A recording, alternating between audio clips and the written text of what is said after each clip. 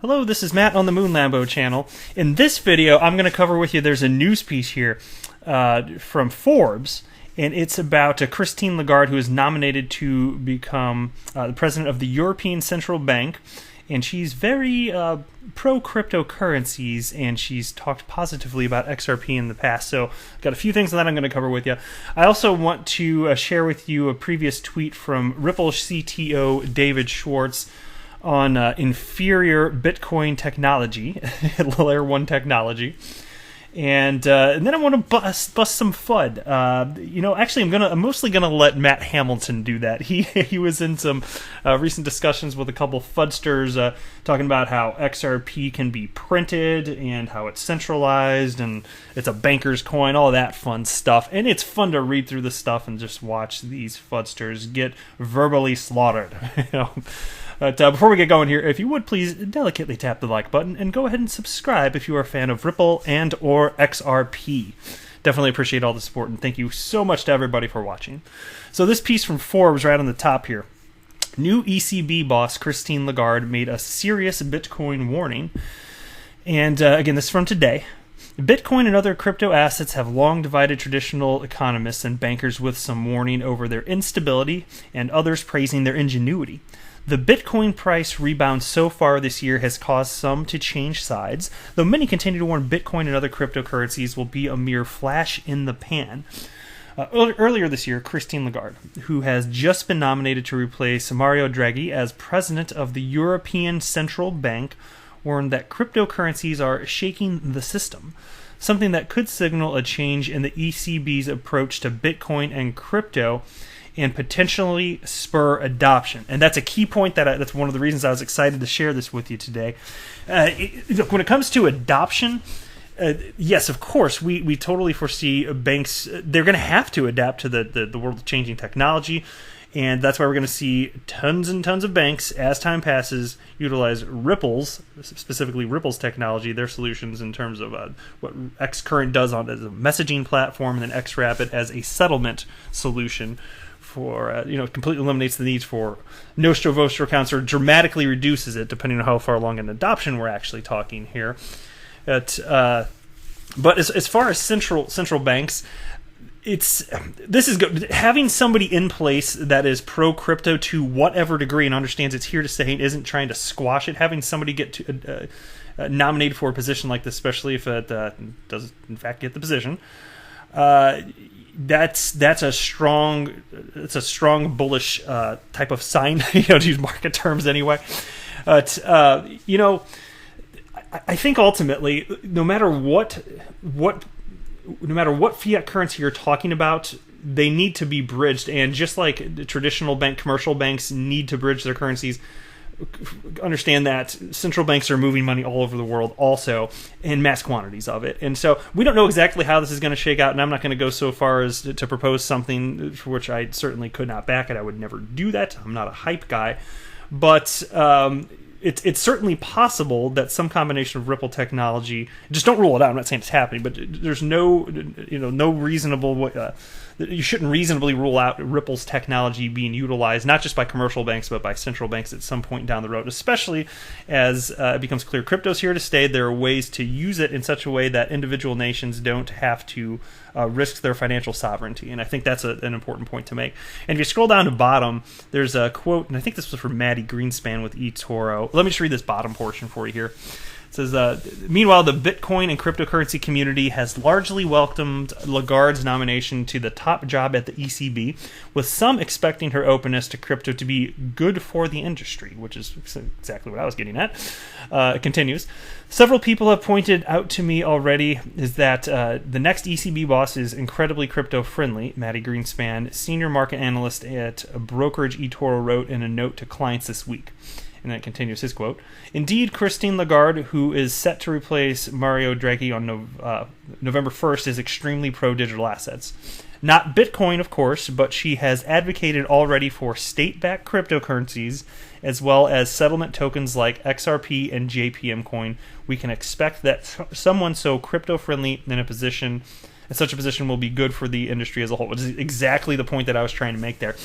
So it's interesting to me, and that's why I have said this before. Like we kind of joke about how JPM coin, and if there's a Golden Stacks coin and Settle coin, if that is ever a thing, there's all sorts of walled gardens like those that may make sense within their networks, and we like to make fun of them because they're still closed networks and they don't really solve the solution. They're not really a solution for the fractured global banking system.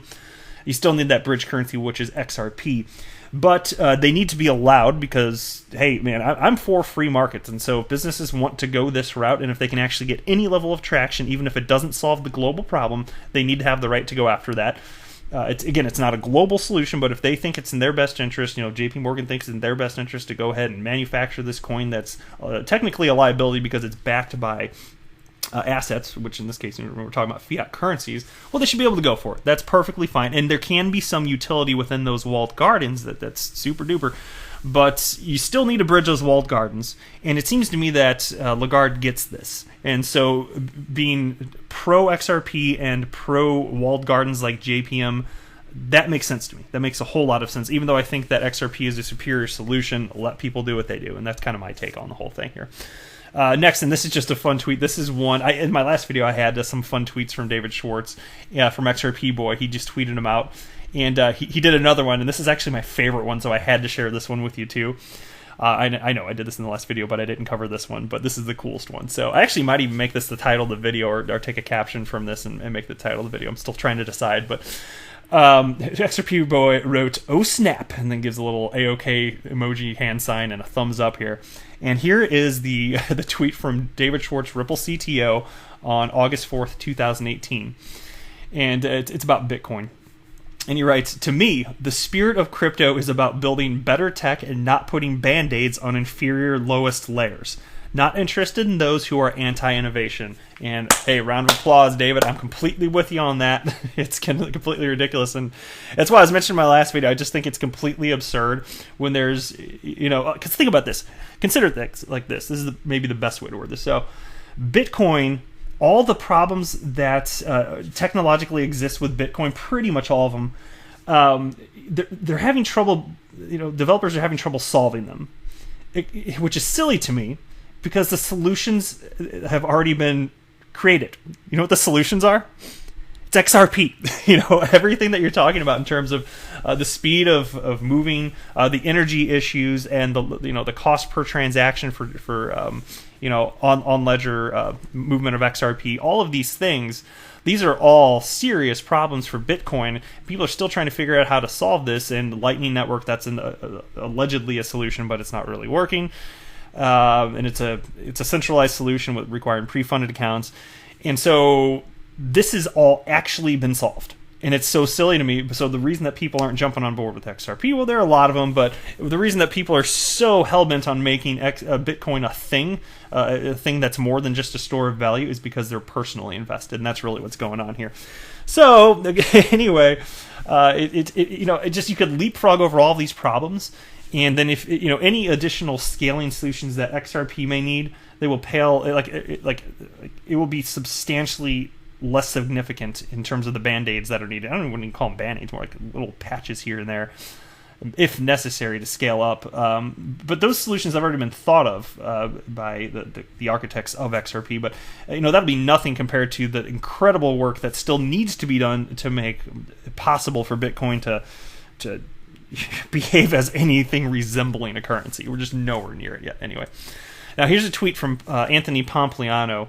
He tweeted out, "It's hilarious to hear legacy finance folks claim Bitcoin is going to zero while multiple banks' stock prices are literally nosediving to zero." I think he means figuratively nosediving to zero, but nonetheless, it's fine. "Newsflash, the banks will fail before Bitcoin does." Alrighty. And I'm supposing that this is why, I don't know if you guys haven't heard, Deutsche Bank, the largest bank in Germany, the restructuring, they've been failing, and they're cutting 18,000 jobs worldwide. And apparently they've just been substantially over-leveraged. It'll make you think like they were behaving like it's still 2008. And so I'm sure this is what he was referencing here. And so I don't think that banks are going to go away. I think he's completely wrong about that part. But his point is still well taken. There's still some nonsense going. Not all banks are bad. Not are all irresponsible. Not are all poorly managed. But this one apparently is all of those things. So there's that. Now, check out this. I'd shared this once before, but it was a long time ago. It was probably closer to the bottom of the bear market. I don't know if it was like January I talked about this. But what I have on my screen, and you may have seen this before, it's the psychology of a market cycle. And this rings true, and this is true of pretty much any asset class. This specifically had, what was this? This is like this is created with Wall Street in mind, but still, it's true. This is how humans behave in markets. Okay, you can recognize certainly that the speed with which there is volatility in crypto as compared to other asset classes like traditional stock markets, it's just amplified. But still, these behaviors that humans are engaging in are not going away. And so you can see at the bottom here, it goes through these phases on the upward trend. There's at the beginning, hope. There's a recovery from a previous market that had been on a downward trend or crashed, whatever. Then there's optimism. This rally is real. Then there's a belief, time to get fully invested. Then there's thrill, which is I will buy more on margin. Got to tell everybody to buy. And then there's euphoria. I am a genius. We're all going to be rich. And then it goes back down. And then there's complacency. We just need to cool off for the next rally. And then it goes down further, and then there's anxiety. Why am I getting margin calls? This dip is taking longer than expected. Then there's denial as it continues downward, which is my investments are with great companies. They will come back. And then there's panic as it goes down even further. S word, everyone is selling. I need to get out. And then there's anger at the bottom here. Who shorted the market? Why did the government allow this to happen? And then there's depression at the bottom here. My retirement money is lost. How can we pay for all this new stuff? I am an idiot. Right? And then it starts to go back up, and then there's disbelief. This is a sucker's rally, and then it just repeats. It repeats from there. And this is how humans behave. And I'm expecting humans to continue to behave like humans, as I've cited in recent videos. And this is why I wanted to share this with you, because it's been a while since I brought this up, and there are a lot more subscribers to the channel now. And so in case any of you are unaware of this, I want to make it crystal clear, and I'll continue to do so. Humans behave as humans behave. So as long as there's utility and actual use for an asset, it's my belief, not financial advice, but it's my belief it's got staying power at that point. So if whatever humans buy and sell in the meantime causing volatility, I just don't care. I absolutely do not care. So as that pertains to XRP, I'm happy to hold. I'm counting on everybody else panicking, not literal everybody else. You could be listening to this and perhaps you're strong hands, and I am. I'll if I were wrong, I'd just ride this thing to zero because I don't care. I only put in what I'm willing to lose, so I'm cool with that anyway.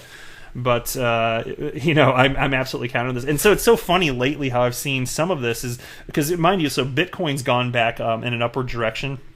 And XRP has done some. It's a lot higher in price than it was, say, mid-May, which is why it's so silly to me that people are freaking out now. It's just, I feel like people are comparing XRP to Bitcoin's upward price action over the last month and a half or so, and they're just not satisfied. But I'm like, it's up like 33% compared to mid-May, so, it's not that bad. It's not the end of the world, But just give it time. That's my opinion anyway. You do what you want, but like what I'm feeling is just like, be patient. Moving on. So this was a fun piece to read. I love reading Matt Hamilton debate people. You guys aware of Matt Hamilton? He's a software engineer. I think that's proper. A software developer. Yeah, that's how he has it written on his Twitter profile here. And he's a sharp guy. He happens to work at IBM. He's stated that publicly many times. Not related to crypto, but he's clearly a very sharp individual, and he gets the big picture as it pertains to crypto, Ripple, XRP, and other developers building on top of the XRP ledger. And he actually codes, so he's a good guy to talk to when it comes to technical stuff here.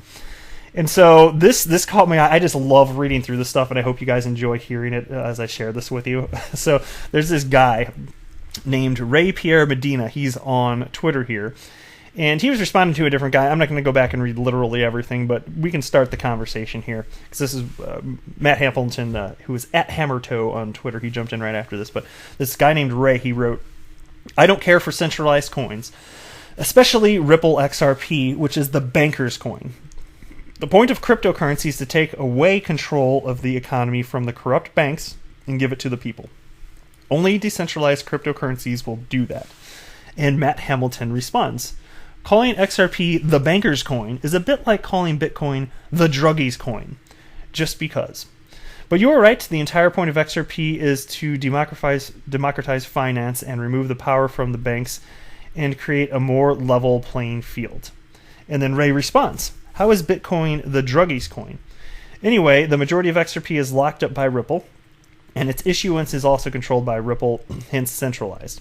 People can speculate with it, but its main purpose is to be used by central banks for transactions, hence the banker's coin. By the way, I hope he's right about that. I hope central banks do end up utilizing XRP, as I was speaking earlier in this video when I was talking about Christine Lagarde and her new potential position here at ECB. Anyway, Matt Hamilton responds, how is XRP the banker's coin? See, I think you get it now, don't you? You seem to think that a single use case by one company defines an entire asset. That is pretty stupid thing to think. And then Ray responds, the banks partnered with Ripple. XRP was created specifically for bank transactions, so while it's not the only use case, it's a digital coin for the banks. Why doesn't the banks just use Bitcoin? Because they wanted a centrally controlled asset. It's stupid to think otherwise. And that was just complete nonsense. So here's Matt's response to that. No, XRP wasn't created specifically for bank transactions. XRP was created by Bitcoin developers who foresaw the problems Bitcoin would have with proof of work mining and wanted a better way to move value around. It has nothing to do with banks. And by the way, this is me talking now. I love this point, and that's why so many people that are talking about XRP being a banker's coin, it's like, no. Bitcoin could be used as a bridge currency as well. It's just that nobody wants to use that as a particular use case for Bitcoin because, frankly, Bitcoin is too slow and too costly for transactions. That's it. If it were faster, then I'm sure some other developer would take advantage of that because with it being decentralized, you can use it to try and displace banks and try and push for the use case as a peer-to-peer cashless system. But since it's decentralized, you could use it to aid banks also. Same is true with XRP. It's absolute nonsense. So anyway, which was the last one? No, XRP wasn't created specifically for bank transactions. XRP was created by Bitcoin. Yeah, okay. So then Ray responded, yes, it was. I agree. Bitcoin is too slow, but the fact that some Bitcoin developers helped create XRP does not make it decentralized. Truly decentralized coins like Digibyte. Apparently he's a big fan of Digibyte. He's been going on about that previously. I just didn't read all those tweets. But truly decentralized coins like Digibyte have transactions that settle in seconds. They could have used that. The banks have everything to do with XRP. And then Hamilton responded, because of course this is nonsensical. He responded, no, it wasn't. Of course, who developed it doesn't make it decentralized. The fact it is decentralized makes it decentralized. Yeah, duh, I know, it seems so obvious. And then he continues, no, they couldn't have used Digibyte, as DGB didn't really exist at the time. DGB is still a proof-of-work coin, so has all the downsides of that still. And then Ray responds, DGB was created in 2014 and there's no downside, only your assumptions. Decentralization is a spectrum. There are projects that are more decentralized than others. An entity controlling the majority supply of anything is far from decentralization. XRP is more centralized than that. And I hate that freaking argument. It's so nonsensical. It doesn't matter what quantity of coins are held by any entity, whether it's Ripple holding over half of the supply of XRP or not. It does not give you control over the network itself. You have no special privileges as to somebody that is participating within the network that has one XRP. It doesn't matter. It absolutely does not matter. And so he responds, I don't think it's my assumption that DGB has very little adoption. It is on a few exchanges, wallets, etc., but hardly a drop in the ocean of adoption compared to XRP. The amount of XRP Ripple has nothing to do with control of centralization. This is not proof of stake. And so then he goes on to talk about how there's all these people within the Digibyte community, and then Matt responds, yes, DGB has a large community, but its actual adoption is much lower than XRP. I can't use it as a loan collateral. I can't use it with debit cards. I can't use it for DeFi products.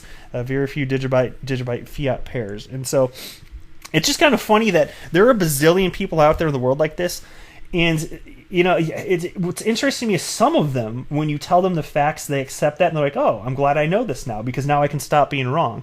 But there are some that it doesn't matter. You can lay fact on fact on fact on fact, and they're just going to tell you that it's not true and it doesn't matter, and they're a stick in the mud. And the good news is, although you're not going to sway that individual person's opinion, there are a lot of people on Twitter that read this stuff and it sways their opinion. And it also makes the person that is just refusing to acknowledge reality, the average person can see that, unless they're also brainwashed. But this is a case where a person, like, I understand this, it's human nature. A lot of people have trouble admitting when they're wrong. And this is one of those cases. This guy just doesn't want to admit he's wrong. He's just going to freaking keep arguing. And so that's where we're at. But I will say, on the bright side, even though it's kind of ridiculous these people are behaving like this, I enjoy reading these threads very much, and they're all over Twitter. So anyway, and here's one more, and this one's gonna be a little bit quicker here.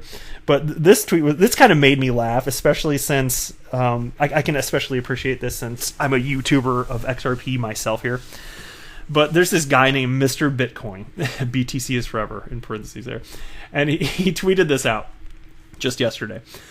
He says, I was surfing some random crypto stuff on YouTube earlier and stepped away. When I came back a while later, YouTube was playing some random video about XRP Ripple, the biggest S-word coin of them all, who so many suckers in the world think is so amazing. And then he wrote this. This is what he wrote. He sent a report to YouTube. So like, this is the caliber person we're dealing with, and it just cracks me up though. I really enjoyed reading this. He times, so I guess he reported this at 12 minutes and 58 cents into this particular video anyway, and then he writes, timestamp not relevant. That's just where it was when I came back and saw that my browser was on this randomly. $10,000 Ripple XRP is a fraudulent statement since XRP itself is fraudulent at $1. In my opinion, he writes in parentheses. Since Ripple can print as many XRPs as they want, thereby controlling the price to suit their needs, whoever is reviewing this, do yourself a favor, buy Bitcoin. As an IP engineer with over 15 years professional experience, I know Bitcoin will yield 1,000% return on investment if you buy and hold for 3 years. So this Bitcoin maximalist is trying to pitch the concept of buying Bitcoin to whoever it is that works at YouTube and reviews content complaints. And some of the content complaints, like, they can be things as egregious as like hate crimes. And so that's the type of stuff that's getting reported. They also get reported like, spam, this and that.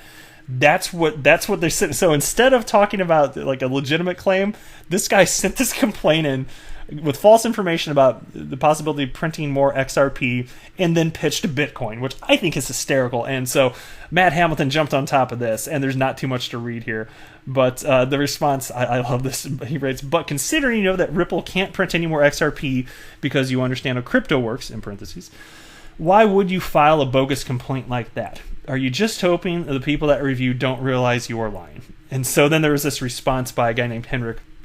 And so this is a different person, but it might as well have been the Bitcoin maxi that sent out the original complaint. He writes, why couldn't they print more? If you're saying they aren't supposed to based on this or that commitment, code, or promise, that's one thing. But I don't think there's anything that makes it a definite can't. Also not saying they would consider doing it. And Matt Hamilton responds, they can't print more because the rules of the network that every single other node on the network upholds says they can't print any more, same as with Bitcoin. Actually, XRP is even more strict in that there are invariant checks run on each transaction to ensure this. And then that's one of the reasons I want to share this with you also, not just because it's fun to squash FUD, but in case if any of you are wondering the specifics, you can learn a lot from Matt Hamilton. I've been reading this stuff for, close to a year and a half now. And especially after entering the space, after being here a couple months, I really valued the stuff he was putting out there. And he's just one of many. But I still learn from him because he knows so much of the tech side. And so that's why I hope you guys can appreciate when I share stuff like this with you. And then Mr. Bitcoin, who issued the complaint, did respond. I have proof that they have pumped millions more of XRPs into circulation on more than one occasion. Once I saw it happened, I lost all interest in it and realized what a scam it was. Not worth my time to find those proofs. Go ahead and believe what you want. Yeah, XRP rules, sarcastically he writes. And then Matt Hamilton responds, no, you don't. They can't create any more XRP. It is that simple. Of course, Ripple can sell some of the XRP they own, just like Coinbase could sell some of the BTC they own. Yeah. I gotta tell you, I really do genuinely enjoy reading through this stuff on Twitter. I don't participate in the debates back and forth as much as I used to. I really used to be a lot more engaged on that, but I've decided that running this YouTube channel is a much more therapeutic outlet. So I kind of do that more than I used to, as opposed to when I used to engage more on Twitter. But I still do check Twitter all the time, and I love reading through everything because it helps me. It helps sharpen the way in which I look at things because. Look, it's not like I'm some sort of pundit for any organization. I'm just sharing with you things that I know, things that I believe, my opinions. And when I read through stuff like this, I'm always learning more. And it helped sharpen my beliefs further, frankly. So that's another reason that I go through it. So I really am hoping that you guys appreciate stuff like this as well. I'm just doing my best to not bore people as a content creator out here. But that's all I got for you today. And thank you so much for listening. I really do appreciate all the support. I'm not a financial advisor. Do not buy or sell anything because of anything that I say or write. That would be a very, very, very bad idea.